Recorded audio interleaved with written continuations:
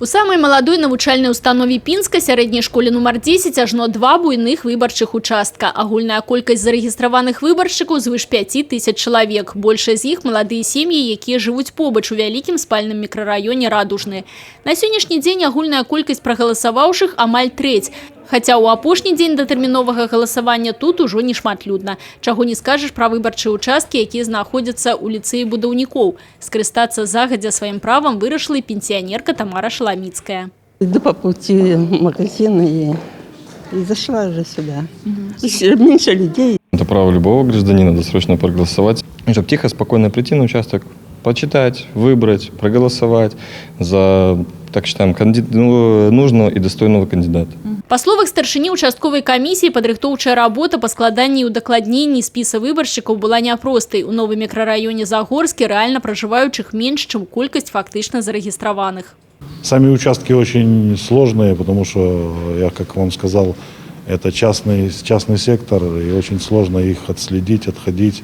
Ну, наверное, люди хорошо мои поработали, когда сверяли списки, когда разносили пригласительные. Ну и результат мы сейчас видим. На первом участке 1838 избирателей, а на втором участке 1381. На данный момент больше 20% проголосовавших, в принципе, на первом и на втором участке. Сваіх сталых новых выбаршчыкаў, сярод якіх нямала былых выпускнікоў, чакалі і на выбарчых участках, размешчаных у сярэдняй школе нумар 16.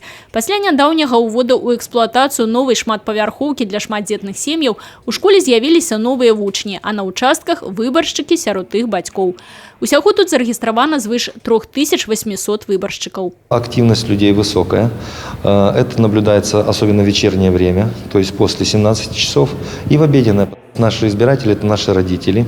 Я, как и секретарь участковой комиссии, как директор школы, могу сказать, что мы очень хорошо с нашими родителями общаемся, и явка всегда на наши участки была высокой. Асноўны ж паток выбаршчыкаў чакаецца традыцыйна ў дзень саміх выбараў. Адбудуцца яны заўтра, 17 лістапада. У гэты дзень у Брэсцкай вобласці свае дзверы адчыняць 911 выбарчых участкаў. Аддаць свой голас абранаму кандыдату можна будзе на працягу усяго дня з 8 раніцы до 8 вечара. Тацяна Будгусаім, Людмила Салдзіна, Александр Дьяченко, телерадиокомпания «Брест».